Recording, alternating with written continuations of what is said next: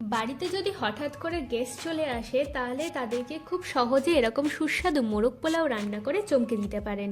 By the way, আমি আপনাদের Trisha and welcome to my channel Trisha sister ট্রিটে। আর আজ আমি দেখাবো খুব সহজে কম সময়ের মধ্যে বাড়িতে কীভাবে মোরগ পোলাও রান্না করবেন। তাহলে চলুন শুরু করা যাক। এই মোরগ পোলাও রান্না করার জন্য দেখুন আমি এখানে 700 গ্রাম মতো আতপ চাল নিয়ে নিয়েছি। এবার এই চালটাকে প্রথমে একটা বড় বোলের মধ্যে দিয়ে দেবো। এবার এর মধ্যে আমি জল দিয়ে দিচ্ছি আর চালটাকে আমরা ভালো করে জল পাল্টে পাল্টে 5 থেকে 6 বার মতো ধুয়ে নেব, ধুয়ে পরিষ্কার করে নেব। এবার এরকম একটা ছাঁকনির মধ্যে আমি চালটাকে দিয়ে দেবো যাতে বাকি যে জলটা থাকবে সেটাও যাতে বেরিয়ে যায় আর চালটা শুকিয়েও যায়। দেখুন এর থেকে জলটাই বেরিয়ে যাচ্ছে আর এরপরে চালটা শুকিয়েও যাবে। এবার একটা বাটির মধ্যে আমি 6 থেকে 7টা আমন্ড, 2 চামচ মতো কাজু দিয়ে একটা পেস্ট বানিয়ে নিচ্ছি। আরও একটা বাটির মধ্যে 2 চামচ রসুন আর 4টে কাঁচা লঙ্কা দিয়ে আরও একটা পেস্ট বানিয়ে নেব। এগুলো আমি রান্নাতে ব্যবহার করব। চলুন এবার রান্না শুরু করা যাক। কড়াইতে বেশ খানিকটা আমি সাদা তেল দিয়ে দেবো আর তেলটাকে আমরা খুব ভালো করে প্রথমে গরম করে নেব। তেলটা ভালো করে গরম হয়ে গেলে 2টো পেঁয়াজের কুচি দিয়ে দিচ্ছি। হাই ফ্লেমে রেখে পেঁয়াজগুলোর আমরা বেরেস্তা বানিয়ে নেব। দেখুন বেরেস্তা কিন্তু আমাদের রেডি হয়ে গেছে। এবার বেরেস্তাটা আমরা একটা প্লেটের মধ্যে তুলে নিচ্ছি। এবার ওই তেলের মধ্যেই আমি আরও 2টো পেঁয়াজের কুচি দিয়ে দেবো, দিয়ে প্রথমে আমি হালকা একটু ভেজে নিচ্ছি। এবার ওই পেঁয়াজটার মধ্যে আমি একটা তেজপাতা, 3টে এলাচ, অল্প দারুচিনি, 2টো লবঙ্গ আর 5 থেকে 6টা গোটা গোলমরিচ দিয়ে ভালো করে ভেজে নেব। দেখুন আমাদের পেঁয়াজটা কিন্তু ভাজা ভাজা মতো হয়ে গেছে। এবার এর মধ্যে আমি 1 চামচ মতো আদা বাটা আর রসুন আর লঙ্কার যে পেস্টটা আমরা বানিয়ে রেখেছিলাম সেটাকে আমরা এর মধ্যে দিয়ে দিচ্ছি। দিয়ে ভালো করে আমরা কিন্তু পেঁয়াজের সাথে মিশিয়ে কষিয়ে নেব। দেখুন আমাদের মশলাটা কিন্তু ভালো করে কষে গেছে।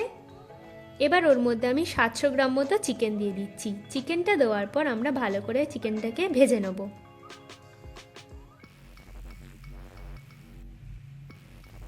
এবার এর মধ্যে আমি স্বাদ মতো নুন দিয়ে দিচ্ছি, দিয়ে চিকেনটাকে আমরা ভালো করে ভেজে নেব যাতে চিকেনের কালারটা একটু লাল লালও হয়ে যায় আর চিকেনটা 80% সেদ্ধও হয়ে যায়। দেখুন চিকেনটা কিন্তু আমাদের প্রায় রেডি। এবার এর মধ্যে 1/2 চামচ হলুদ গুঁড়ো, 1 চামচ মতো কাশ্মীরি লাল লঙ্কার গুঁড়ো, 1 চামচ চিনি, 4 চামচ ভালো করে ফেটিয়ে রাখা টক দই আছে, এটাও আমি এর মধ্যে দিয়ে দিচ্ছি। এবার ওতে আমন্ড আর কাজুর যে পেস্টটা আমরা বানিয়েছিলাম সেটাকেও আমি এর মধ্যে দিয়ে দেবো, দিয়ে ভালো করে আমরা এটাকে মিশিয়ে নেব। এবার এর মধ্যে 1 চামচ মতো বিরিয়ানির মশলা দিচ্ছি, দেবো স্বাদ মতো নুন। আচ্ছা নুনটা আপনারা টেস্ট করে তারপরে অ্যাড করবেন। আর দিচ্ছি 1 কাপ মতো গরুর দুধ, দিয়ে ভালো করে মিশিয়ে নেব। আমাদের চিকেনটা কিন্তু অলরেডি সেদ্ধ হয়ে গেছে। এবার এর মধ্যে আমি 10টা আলু বুখারা দিচ্ছি আর দিচ্ছি 1 চামচ মতো ঘি। ব্যাস আমাদের চিকেন কিন্তু একদম রেডি। এবার কড়াই থেকে চিকেনগুলোকে আমরা একটু আলাদা করে নিচ্ছি আর এই গ্রেভিটাকে আমরা আরও একটু শুকিয়ে নেব। এই গ্রেভিটা আমরা পোলাওতে পরে ব্যবহারও করব। দেখুন গ্রেভিটা কিন্তু শুকিয়ে গেছে। এবার আমি এই কড়াইটাকে সাইডে রেখে দেব। এবার একটা হাঁড়িতে 2 থেকে 3 চামচ মতো সাদা তেল দিয়ে দিচ্ছি, দেব 2 চামচ মতো ঘি, 2টো তেজপাতা, অল্প একটু দারচিনি, 3টে লবঙ্গ, 3টে এলাচ আর 9 থেকে 10টা গোলমরিচ দিয়ে ভালো করে একটু ভেজে নিচ্ছি। এইবারে আমরা আতপ চালটাকে এর মধ্যে দিয়ে দেব। আতপ চালটা দেওয়ার পর একদম গ্যাসটাকে লো করে আতপ চালটাকে আমাদের কিন্তু সময় ধরে ভেজে নিতে হবে। দেখুন আতপ চালটা কিন্তু আমাদের ভাজা ভাজা হয়ে গেছে। আচ্ছা এবার বলে রাখি আতপ চাল বা পোলাও বানানোর জন্য একটা মাপ আছে। যদি 1 কাপ চাল হয় তাহলে 2 কাপ জল দিতে হবে। আর আমি যেহেতু এখানে দুধের ব্যবহার করেছি তাই এই পোলাওয়ের মাপ হলো 1 কাপ চালে 1 কাপ জল আর 1 কাপ দুধ দিতে হবে। এবার ভালো করে মিশিয়ে আমরা যে গ্রেভিটা রেখেছিলাম সেটাকে এর মধ্যে মিশিয়ে নিচ্ছি। আরও একটা কথা বলে রাখি, এই পোলাও কিন্তু একদম লো আঁচে আপনারা করবেন, নাহলে কিন্তু চাল কাঁচা থেকে যাবে, জলও শুকিয়ে যাবে। দেখুন আমাদের ভালো করে মেশানো হয়ে গেছে।